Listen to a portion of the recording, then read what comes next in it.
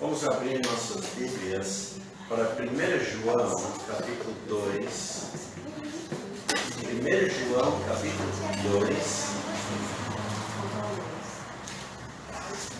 Nós temos criancinhas também, não? 1 João, capítulo 2.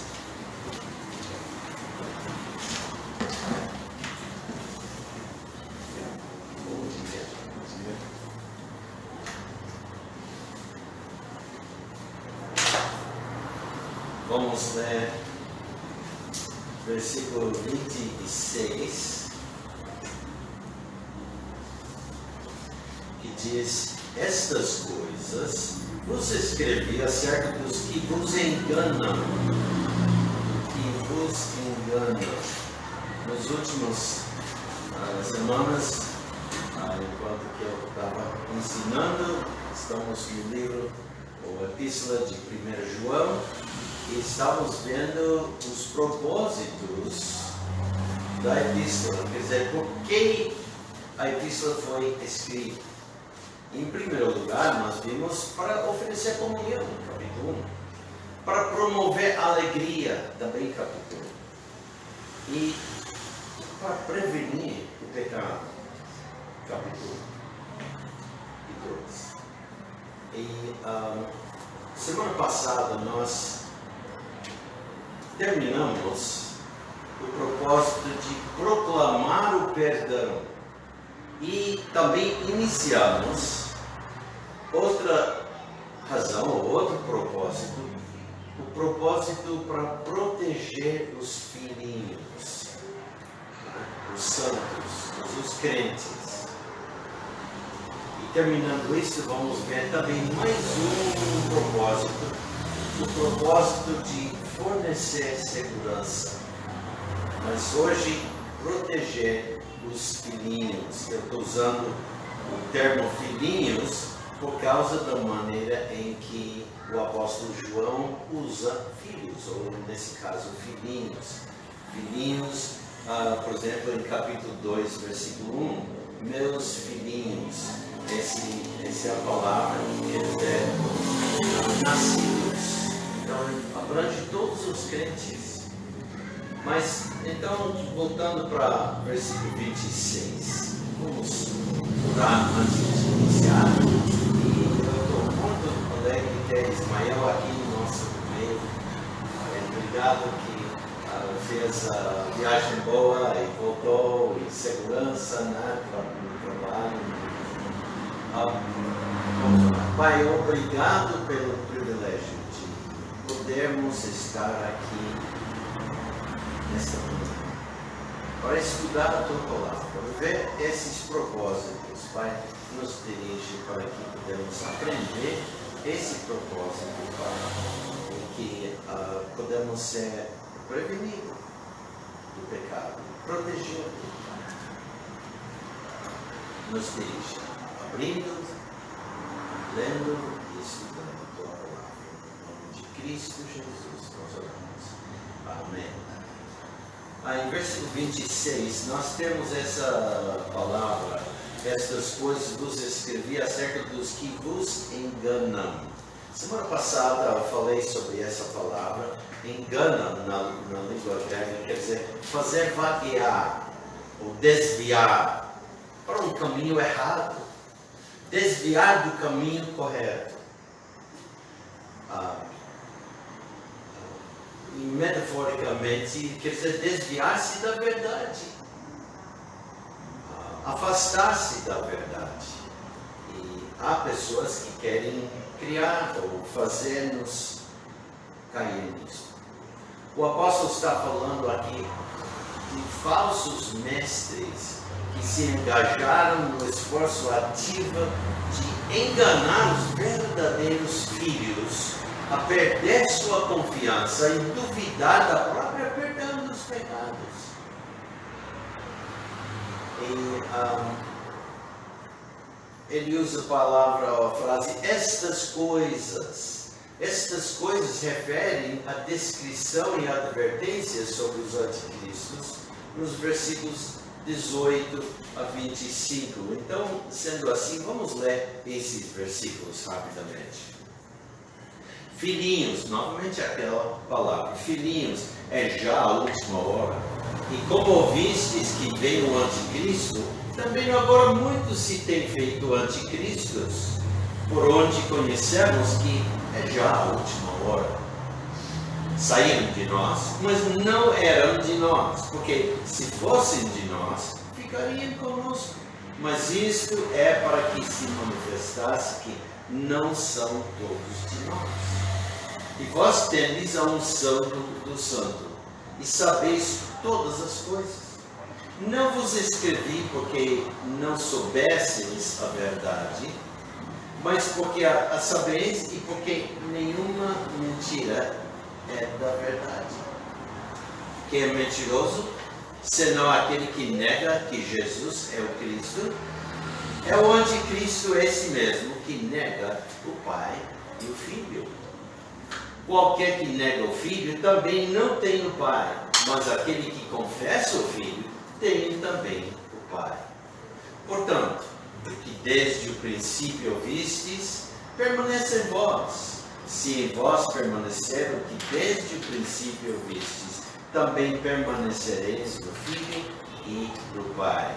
E esta é a promessa que Ele nos fez, a vida eterna. Estas coisas vos escrevi acerca dos que vos enganam. Então tem pessoas que querem nos enganar sobre a vida eterna, querem que nos duvidamos da certeza da salvação. Duvidar no próprio fato da vida eterna. Eles querem dizer, sem dizer isso, que vida eterna quer dizer vida provisória. Errado. Há perigos que cercam o crente por todos os lados, mas nenhum mais prejudicial do que aqueles que vêm a nós disfarçados, como diz, dos que vos enganam. Eles vêm não como inimigos declarados, mas como amigos, promovendo o nosso próprio bem. E eu disse semana passada que a história do homem é um registro de engano por sedução. A sedução sutil causou a queda de nossos primeiros pais. E semana passada nós damos o exemplo de Eva em Gênesis capítulo 3.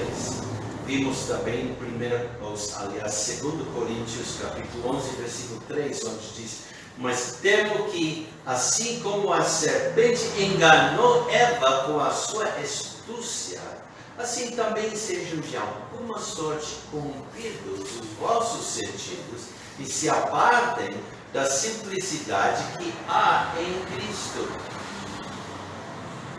Uma coisa interessante aqui. Eva foi enganada. O que aconteceu com Adão? Foi enganado? Não.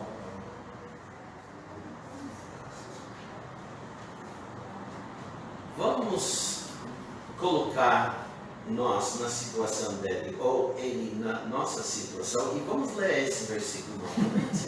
A última parte, veja aí. Mas temo que assim como a serpente enganou Eva com a sua astúcia, agora nota, assim também sejam de alguma sorte corrompidos os vossos sentidos e se apartem da simplicidade que há em Cristo. É isso que ocorreu com Adão. Não foi enganado, mas ficou corrompido os seus sentimentos, seus sentidos. E ele diz: não importa, eu vou beber. E pecou.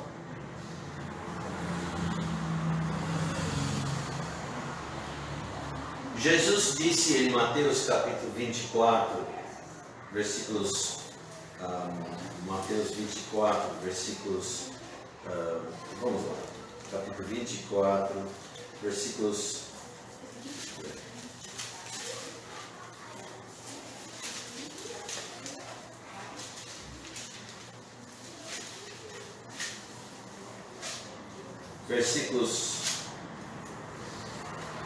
4 e 5. E nós vamos lá. E Jesus, respondendo, disse-lhes: acautelai-vos que ninguém vos engane, porque muitos virão em meu nome, dizendo: eu sou Cristo, e enganarão a muitos. O apóstolo Paulo advertiu que os últimos dias seriam caracterizados pela atividade bem-sucedida de sedutores. Em 1 Timóteo 4:1, Paulo escreveu: mas o Espírito expressamente diz que nos últimos tempos apostatarão alguns da fé, dando ouvidos a espíritos enganadores e a doutrinas de demônios.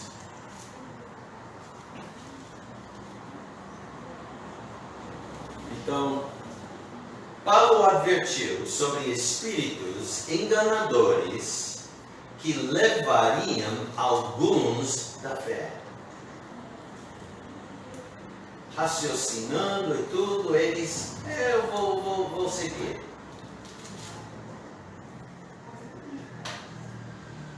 E vimos também em 2 Timóteo 3:1.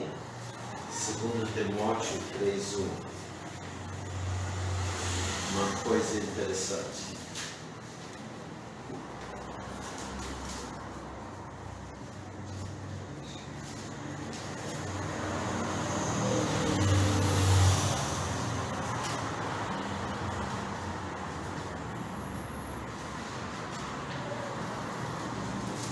Timóteo 3:1 diz: sabe, porém, isto, que nos últimos dias sobrevirão tempos trabalhosos. E vamos pular para o versículo 13. Mas os homens maus e enganadores irão de mal para pior, enganando e sendo enganados. Interessante. E foi mais ou menos aqui que nós terminamos semana passada.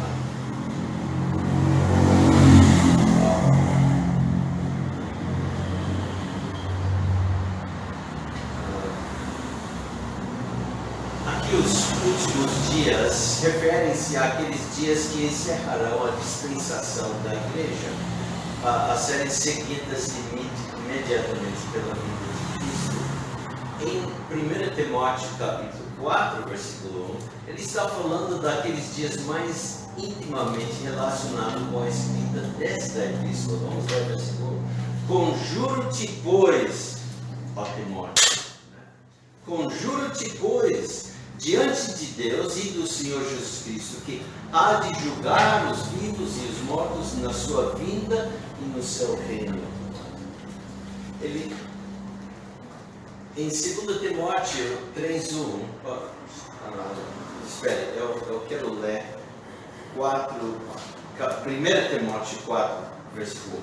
Mas o Espírito expressamente diz que nos últimos tempos apostatarão alguns da fé, dando ouvidos a espíritos enganadores e doutrinas de demônios. E agora em 2 Timóteo 3:1, sabem, porém, isto, que nos últimos dias sobrevirão tempos trabalhosos. Ele tem em mente aquele tempo próximo ao fim da presente era. No entanto, em ambas as passagens, a advertência é soada contra espíritos enganadores. Essa condição na qual os sedutores levarão os homens da fé piorará progressivamente. No último dos dois textos ele diz: homens maus e enganadores irão de mal para pior. Na verdade, os enganadores são espíritos malignos. peritos na aliança profana dos homens desencaminhados. Eles chegam aos jovens na fé em tempos de dúvida intelectual, insinuam que a verdade é falsa. E realmente eles fazem isso para todos os crentes, procuram fazer isso. Esses impostores ímpios têm um jeito de enganar.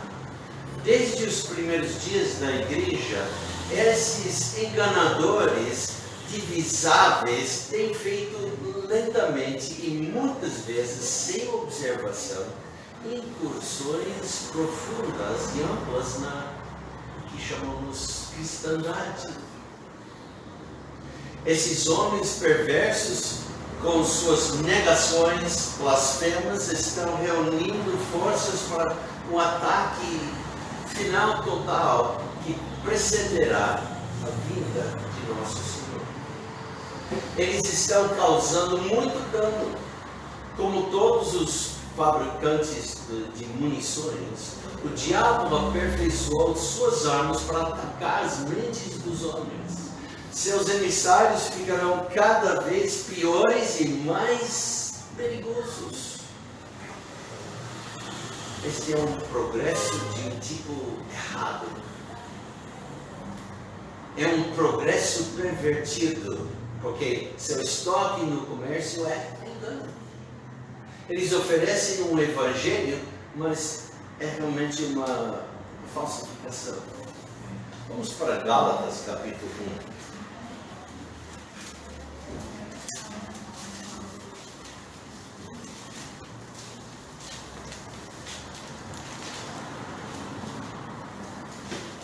Vamos lá, versículos 6 e 7.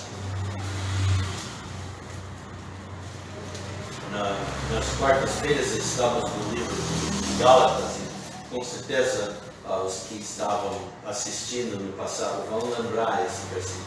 Maravilho-me de que tão depressa passasseis daquele que vos chamou à graça de Cristo para o Evangelho, o qual não é outro, mas há alguns que vos inquietam e querem transtornar o Evangelho de Cristo. Evangelho quer dizer boas novas. Esse não é boas novas. Esses ensinos falsos. E por isso ele diz, o qual não é outro, boas novas. Eles providenciam perversão do Evangelho de Cristo. Eles aparecem como anjos de luz, quando na verdade eles são dirigidos aos demônios. Vamos para 2 Coríntios, virando umas páginas para capítulo 11. 2 Coríntios, capítulo 11, e veremos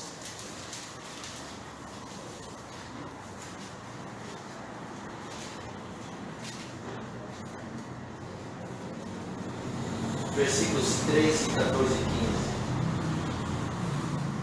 15. E lá nós lemos: porque tais falsos profetas, porque tais falsos apóstolos são obreiros fraudulentos, transfigurando-se em apóstolos de Cristo. E não é maravilha, porque o próprio Satanás se transfigura em anjo de luz. Não é muito, pois, que os seus ministros se transfigurem da justiça, o fim dos quais será conforme as suas obras. Eles são espíritos enganadores com doutrinas de demônios, como temos visto também em 1 Timóteo 4:1. E eles trabalham por meio de homens maus. Mas os homens maus e enganadores irão de mal para pior. E voltando agora para 1 João capítulo 2.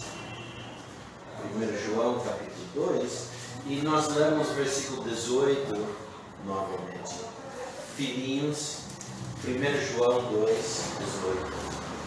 1 João 2,18. E nós lemos: filhinhos, é a última vez. E como ouvistes que o anticristo virá, também agora há muitos anticristos, pelo qual sabemos que é a última vez. Sabemos que estamos na era final deste mundo presente. É a última vez. Qual será a sua duração? Ninguém pode dizer. Mas estamos nesse tempo. O apóstolo tinha acabado de dizer-lhes que o mundo passa. Versículo 17. E o mundo passa, e a sua concupiscência, mas aquele que faz a vontade de Deus permanece para sempre. Ele nos adverte, né? O mundo passa. E agora ele continua acrescentando que a última vez, chamada em outro lugar, último tempo, como em 1 Pedro 1,5 e Judas 18, usa a expressão último tempo, como a mesma ideia. 1 Pedro 1,5 diz que mediante a fé estáis guardados no poder de Deus para a salvação, já prestes para se revelar no último tempo. E Judas, versículo 18, né? Judas não tem capítulos, mas tem versículos, versículo 18 diz: os quais vos diziam que nos últimos tempos haveria escarnecedores que andariam segundo as suas ímpias concupiscências. E em 2 Pedro 3, versículo 3, Pedro usa: nos últimos dias, a hora exata da consumação, só Deus Pai sabe. E Jesus mesmo disse isso no capítulo 24 de Mateus 24, 36. Mas daquele dia e hora ninguém sabe, nem os anjos do céu, mas unicamente meu Pai. Mas sabemos que nossa era da igreja terminará com o retorno do Senhor Jesus Cristo. Quando o Pai disse para Jesus: agora pode, desce para a terra, né? Pode ir, termine. O curso dos tempos será marcado pela presença de muitos anticristos. A consumação da era será marcada pelo aparecimento da pessoa conhecida como o anticristo. E os muitos anticristos são os precursores de um personagem maligno e notável, conhecido em 2 Tessalonicenses 2,3 como o homem do pecado. 2 Tessalonicenses 2,3. Nós lemos 2 Tessalonicenses 2,3.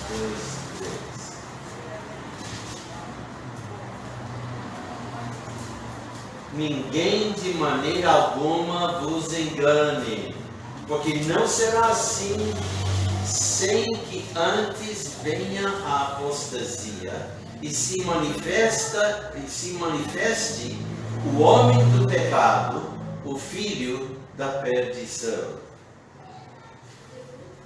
A palavra anticristo é usada no Novo Testamento, sabe? Apenas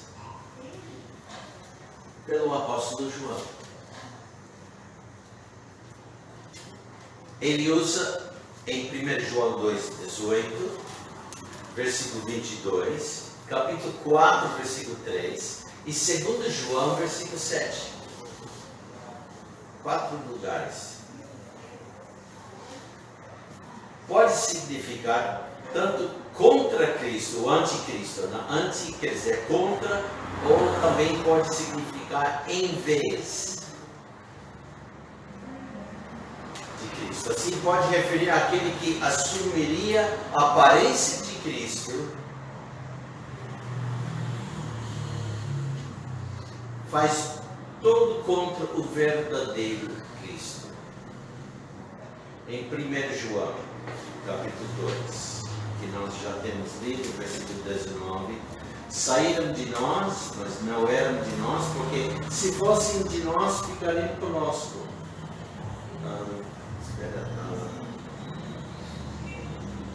É isso. Mas isso é para que se manifestasse que não são todos de nós. Esses sedutores malignos foram afiliados à comunidade cristã e provavelmente eram indistinguíveis no início ao verdadeiro crente. Mas o tempo revelou que eles nunca foram participantes da natureza divina. Eles nunca compartilharam realmente a vida de Deus como os filhinhos, os nascidos. Estes não eram apóstatas, uma vez que nunca foram realmente cristãos. Sem dúvida, eles eram considerados ovelhas quando o tempo todo eram como aqueles de quem Paulo escreveu, aliás, Pedro escreveu em capítulo 2, 2 Pedro 2, 22. Deste modo, sobreveio-lhes o que por um verdadeiro provérbio se diz: o cão voltou ao seu próprio vômito e a porca lavada ao esponjador de lama.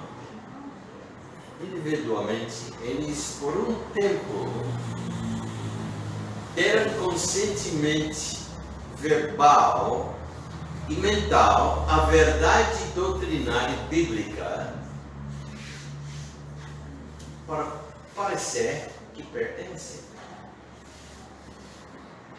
Então, tendo se tornado conhecidos como aqueles que sustentam a verdade de maneiras pequenas e inocentes, eles se afastaram da verdade da pessoa de nosso Senhor Jesus Cristo.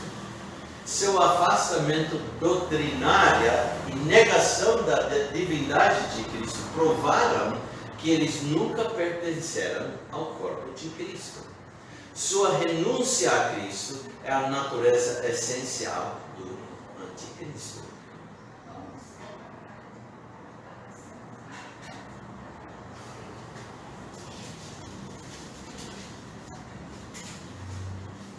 Veremos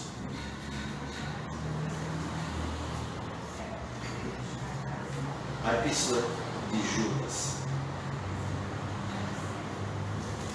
Vamos ler versículos 3 e 4. Judas 3 e 4. Amados, procurando eu escrever-vos com toda a diligência acerca da salvação comum, tive por necessidade escrever-vos e exortar-vos a batalhar pela fé que uma vez foi entregue aos santos. Porque se introduziram furtivamente alguns, os quais já antes estavam escritos para este mesmo juízo, homens ímpios, que convertem em dissolução a graça de Deus e negam a Deus, único dominador e Senhor nosso, Jesus Cristo.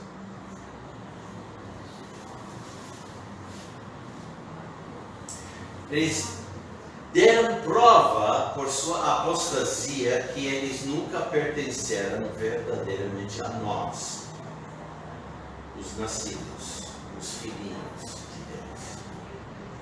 Judas Iscariotes mostrou-se o precursor de muitos anticristos por sua renúncia a Cristo. Ele é frequentemente referido como Judas Iscariotes, aquele que o traiu. Iscariotes é uma palavra interessante. Iscariotes. Ish quer dizer homem. Cariotes é o nome de uma cidade, de um povo inimigo. Eu fico pensando, será que Judas nem era judeu? Ou de linhagem de judeu, mas nascido né? Quem sabe quantos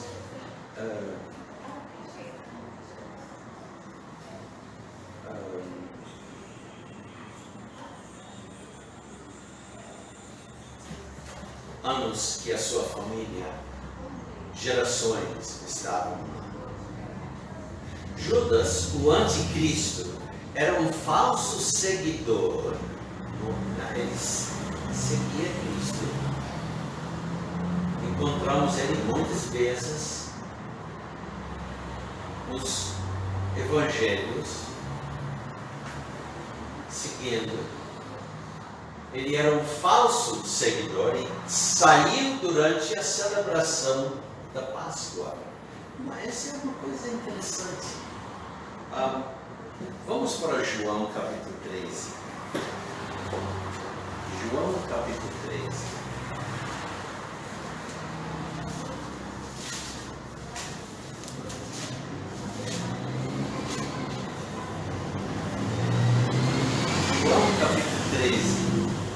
Aqui é a cena de Jesus e seus discípulos, e eles vão participam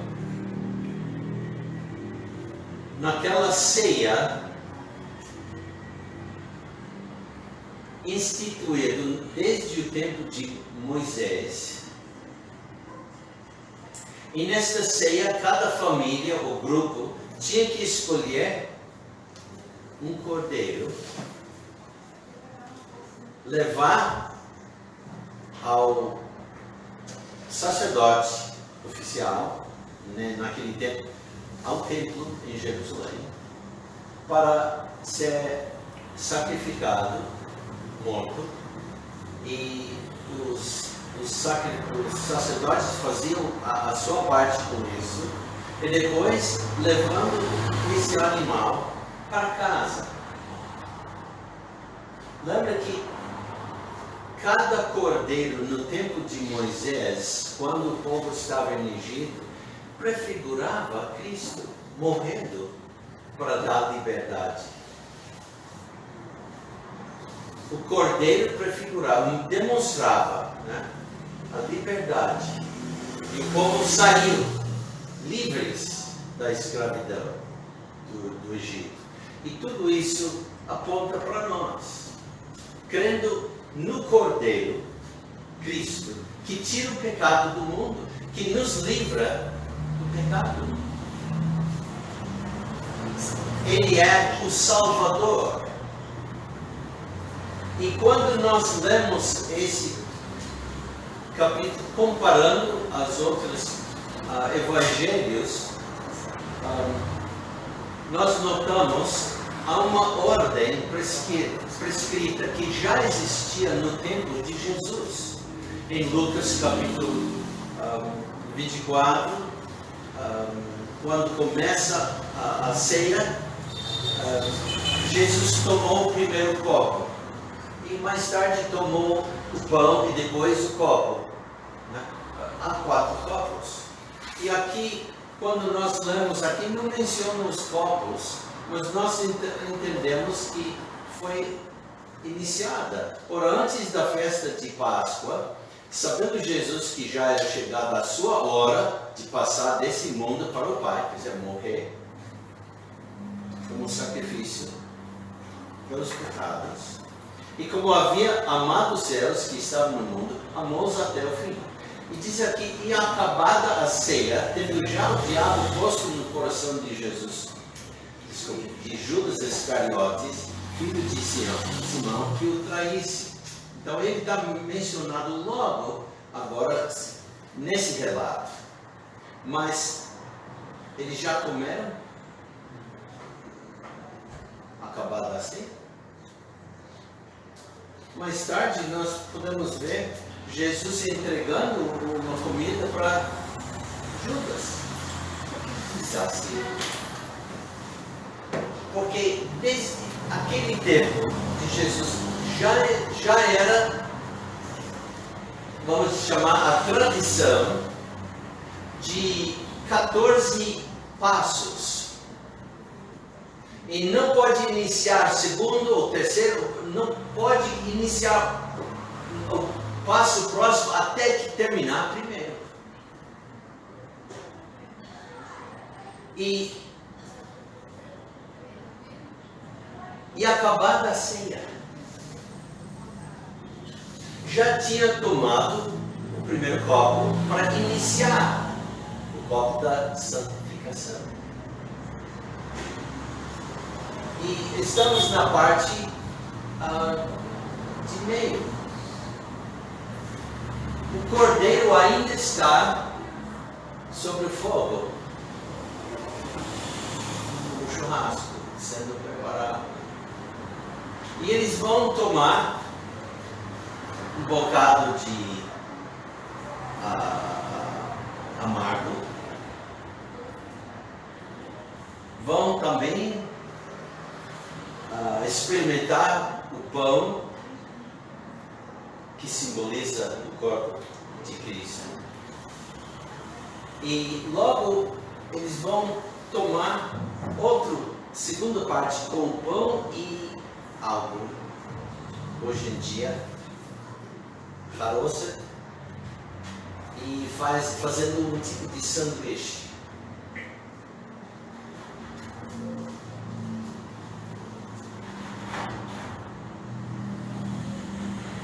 E 2 vezes, depois de iniciar, eles lavam-se as mãos. Na primeira vez, era para lavar os pés, que Jesus fez aqui em capítulo 13. E cada item tem seu próprio nome em hebraico. Mas nós chegamos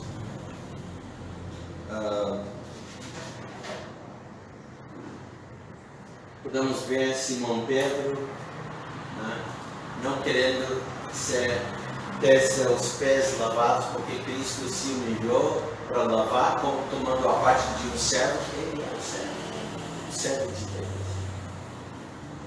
E finalmente Pedro diz, então, não somente meus pés, mas tudo. Não, Jesus disse, não, você já está limpo. Aquele versículo 10, aquele que está lavado não necessita de lavar senão os pés, pois no mais todo está limpo. Ora, vós estáis limpos, mas não todos. Tem um aqui na nossa presença, porque bem sabia ele que o havia de trair. Por isso diz, nem todos estáis limpos.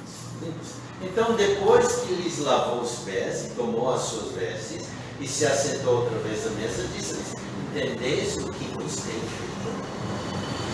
Vós me chamais mestre e senhor e dizeis bem, porque eu sou. Ora, se eu, senhor e mestre, vos lavei os pés, vós deveis também lavar os pés uns aos outros. Quer dizer, devem se humilhar e servir um ao outro. Porque eu vos dei o exemplo, para que, como eu vos fiz, façais também.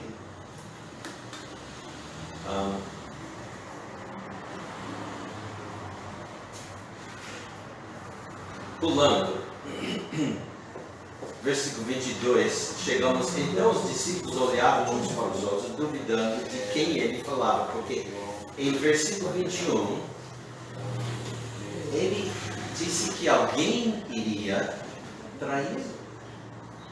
Vamos ler 21.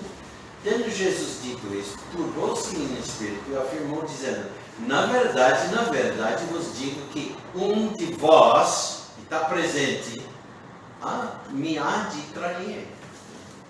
Ora, versículo 23, ora, um de seus discípulos, aquele a quem Jesus amava, estava reclinado no seio de Jesus. Esse é quem? João. Então Simão Pedro fez sinal a este para que perguntasse quem era aquele de quem ele falava. Né? Inclinando-se ele sobre o peito de Jesus, disse, Simão, quem é? Jesus respondeu, é aquele a quem eu der o bocado molhado. E molhando o bocado, o deu a Judas Iscariotes, filho de Simão. Agora nota o que acontece. E após o bocado, entrou nele Satanás, em Judas. Disse-lhe, pois, Jesus: o que fazes, faze-o depressa. E nenhum dos que estavam assentados à mesa compreendeu a que propósito lhe era dizer isto. Porque como Judas tinha a bolsa, pensavam alguns que Jesus lhe tinha dito: compra o que nos é necessário para a festa, ou que desse alguma coisa aos pobres. Tendo ele tomado o bocado, ele saiu. Quer dizer, ele comeu. Tomou, comeu. E era já noite.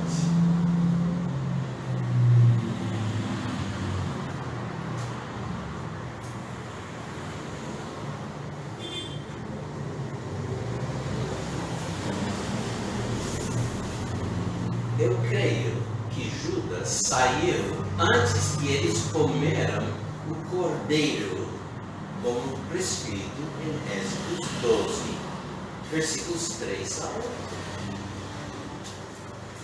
Tomou do bocado e saiu. Que isso? Vamos para Êxodo, capítulo 12.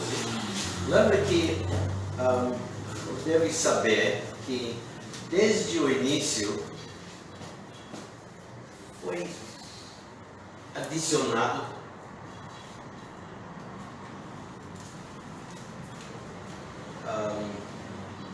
tradições.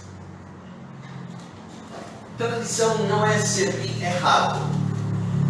Muitas vezes tradições ajudam.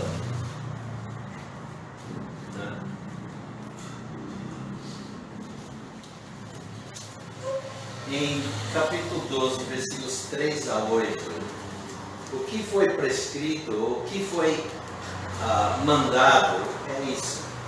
Versículo 3: falai a toda a congregação de Israel, dizendo: aos 10 deste mês, tome cada um para si um cordeiro, segundo as casas dos pais, um cordeiro para cada família. Mas se a família for pequena para um cordeiro, então tome um só com o seu vizinho perto de sua casa, conforme o número das almas, cada um conforme ao seu comer, fareis a conta conforme ao cordeiro. Lembra que Jesus mandou duas pessoas preparar o local.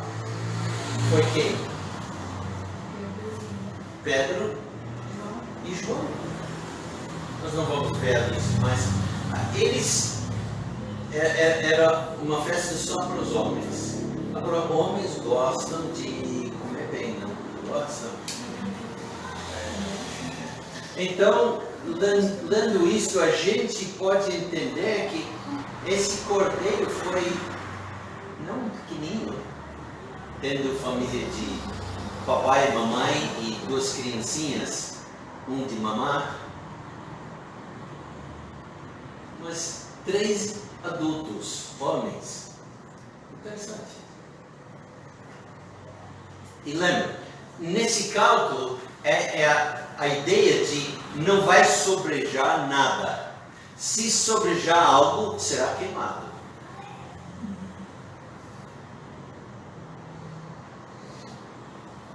Mas se a família for pequena para um cordeiro, então tome um só com seu vizinho perto de sua casa, conforme o número das almas, nesse caso 13, cada um conforme o seu comer, fareis a conta conforme ao cordeiro. Nós sabemos, como eu creio, então só foi 12 pessoas que comeram. Porque saiu. O cordeiro, o cabrito, será sem mácula, um macho de 1 ano, o qual tomareis das ovelhas ou das cabras, e o guardareis até o 14º dia deste mês, e todo o ajuntamento da congregação de Israel o sacrificará à tarde. E tomarão do sangue e poluão em ambas as ombreiras, e na verga da porta nas casas em que o comerem, e naquela noite comerão a carne assada no fogo, com pães ázimos, com ervas amargosas a comerão. Agora, desde esse primeiro dia, não se aplicava mais o sangue nas ombreiras. Quando nós lemos, a coisa era ter que comer as três coisas: pão sem fermento, ervas amargas e o cordeiro. E quando nós lemos em João 3, Pedro e João preparavam tudo, e incluindo, pegando aquele cordeiro que já foi selecionado antemão por Jesus, talvez alguns discípulos junto com ele, e guardado, e Jesus mandou-os preparar tudo. Então eles foram preparando aquele cenáculo, e preparando o fogo e tudo para assar o cordeiro e colocado a assar.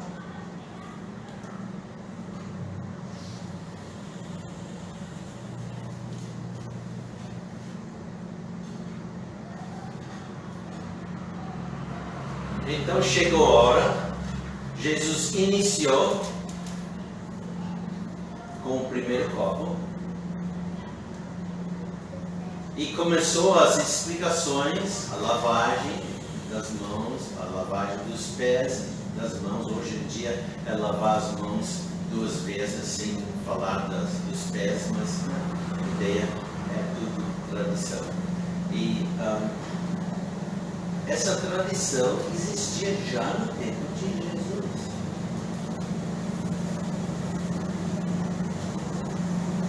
E então, quando foi feita aquela pergunta, quem trairá? E Jesus disse, é a quem que eu dou bocado, e ele deu para Judas e disse algo para ele que não todos pegaram. Eles, não entendendo, pularam pensamento errado, né? Mas e Judas saiu. Por que Judas saiu? Ele não era um crente. Satanás entrou, quis matar Jesus, o diabo. Então, sendo que possuiu, Judas não podia mais ficar lá. Saiu. Agora nós vamos notar uma coisa interessante, voltando para João 13.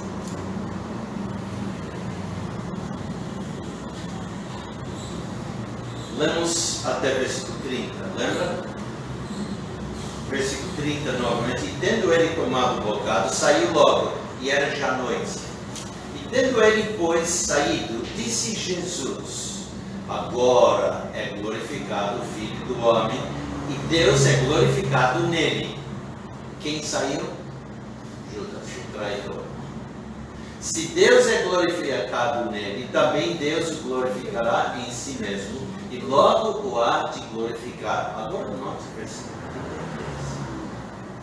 Qual a primeira palavra? Filhinhos. O Senhor nunca usou o termo filhinhos com seus discípulos até esse momento. Nascidos. Judas saiu, agora ele usa o termo filhinhos. Pode procurar nos outros evangelhos, não tem. E esse é o primeiro uso. Filhinhos, ainda por um pouco estou convosco. Vós me buscareis, mas como tenho dito aos judeus, para onde eu vou, não podeis vós ir, eu vos digo também agora. Um novo mandamento vos dou, que vos ameis uns aos outros, como eu vos amei a vós, e também vós uns aos outros vos ameis. Nisto todos conhecerão que sois meus discípulos, se vos amardes uns aos outros. Então, também entendi os filhinhos.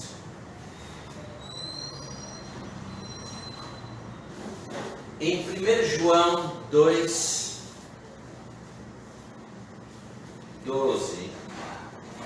Em 1 João 2, 12. Aliás, 22. 2:22. Nós lemos: quem é um mentiroso senão aquele que nega a Jesus? É o Cristo, é o anticristo, esse mesmo, que nega o Pai e o Filho. O artigo definido aparece antes da palavra mentiroso, o que faz com que se leia o mentiroso.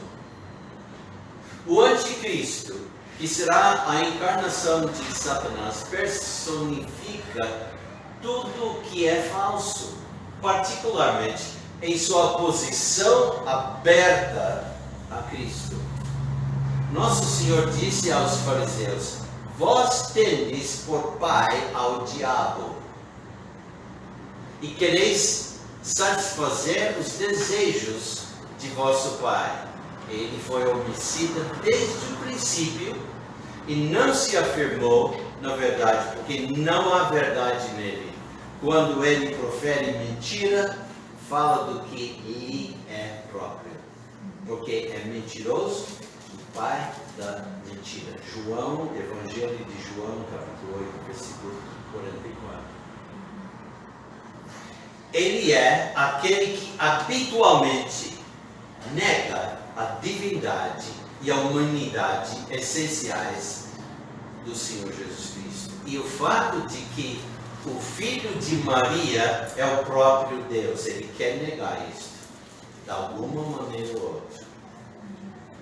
Essa é a afirmação do anticristo, que após o arrebatamento da igreja, se exalta acima de Deus e se gaba de ser Deus.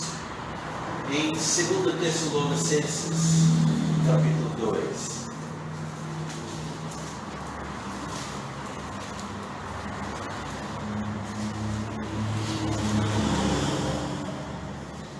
Versículo 3, 2 Tessalonicenses 2:3.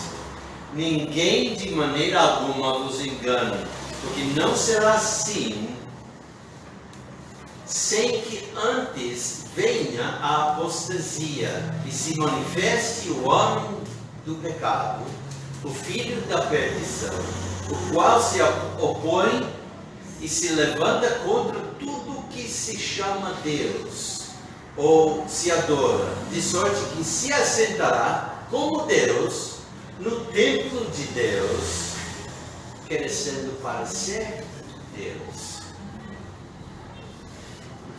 Aqui, o homem do pecado é o anticristo, que se mostrará contra Cristo e oferecerá a ele mesmo em vez de Cristo.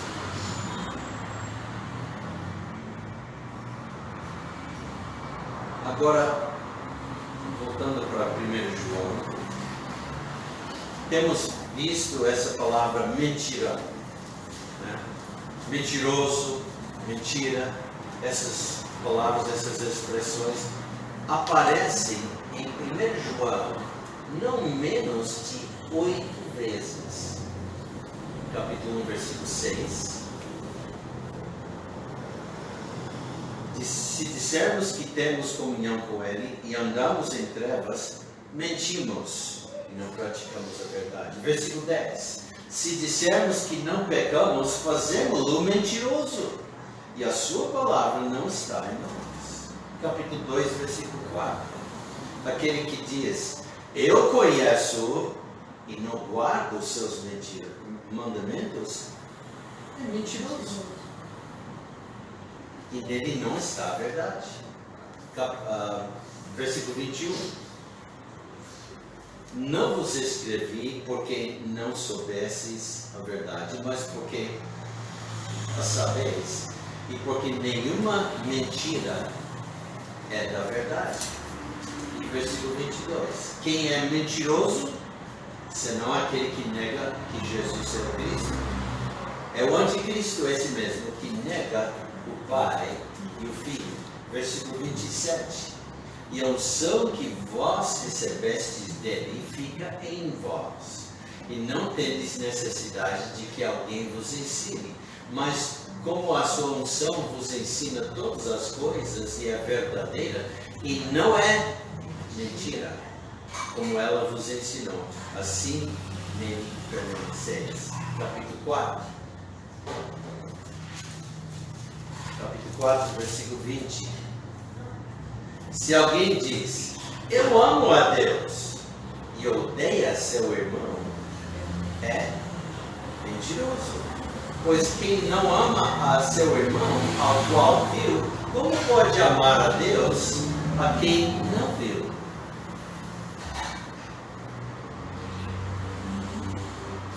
Eu tenho uma pergunta, lembrando tudo que temos lido. Você ama Deus? O crente sempre ama Deus?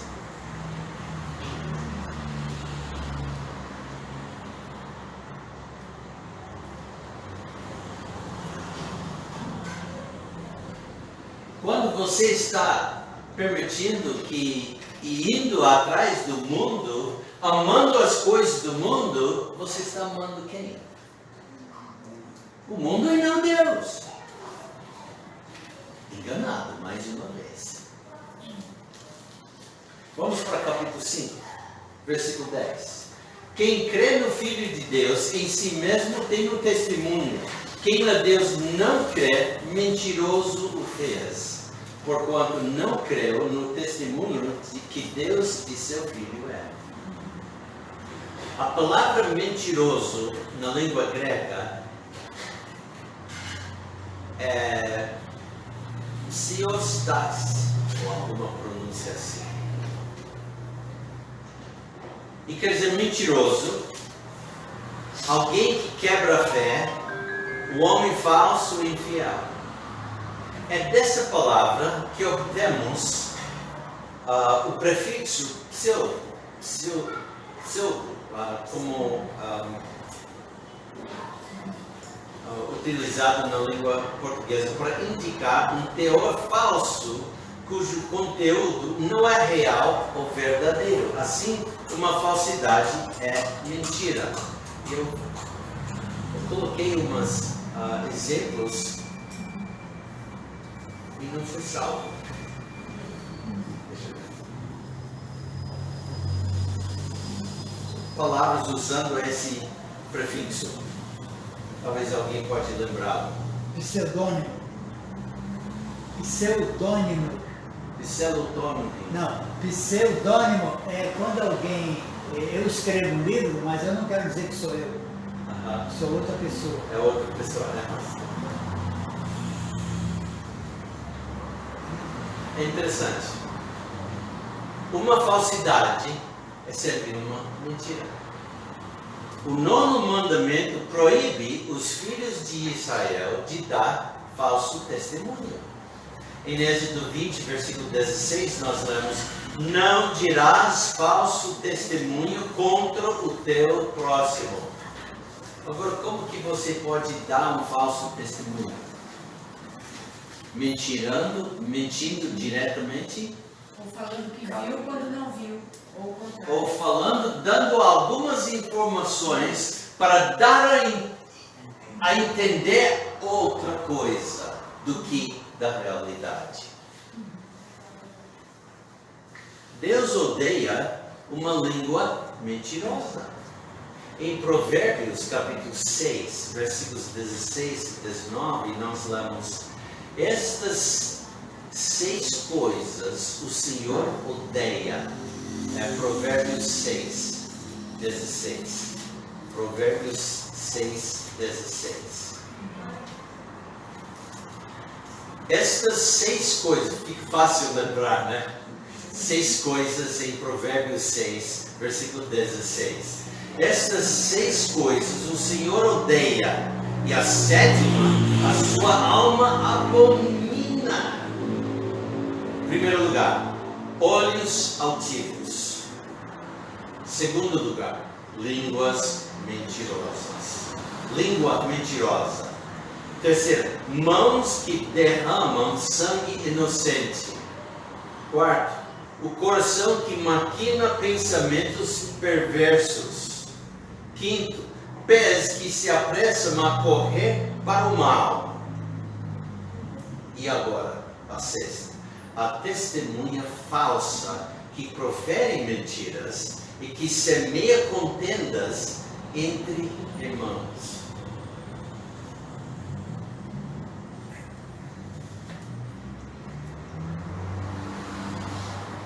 O crente, propriamente, é também proibido de mentir.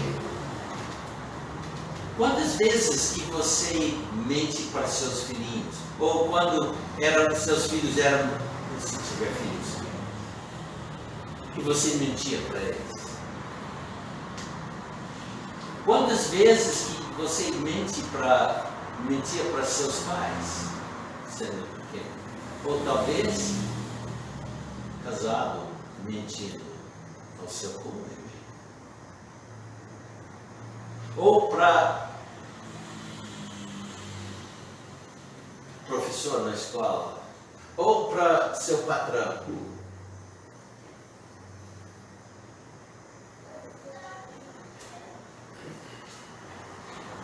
Vamos para Colossenses capítulo 3.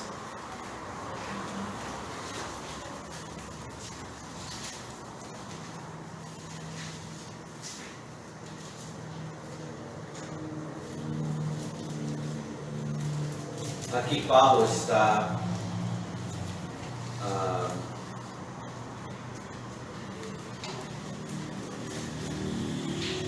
advertindo os crentes na cidade de Colossos e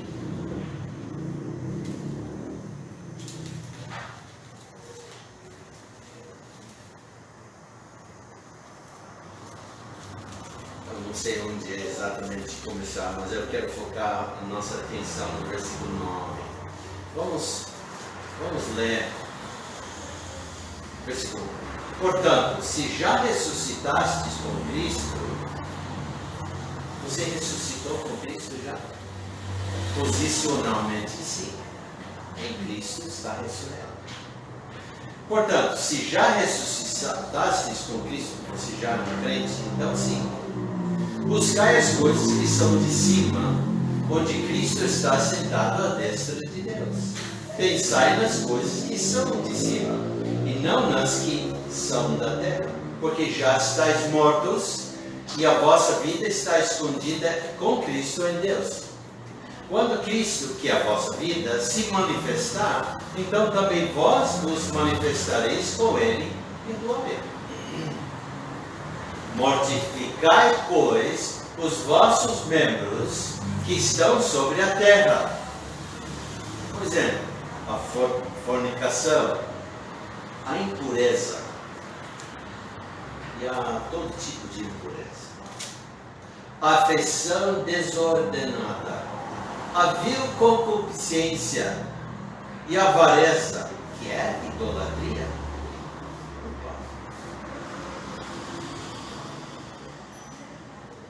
Pelas quais coisas vem a ira de Deus sobre os filhos da desobediência. Então não segue essas coisas, nas quais também em outro tempo andaste, quando vivieres nele, antes que você era salvo. Mas agora, despojai-vos também de tudo, da ira, da cólera, da malícia, da maledicência, das palavras torpes da vossa boca. Versículo 9. Não mintais uns aos outros, pois que já vos despistes do velho homem com os seus feitos. Interessante. O crente é proibido mentir.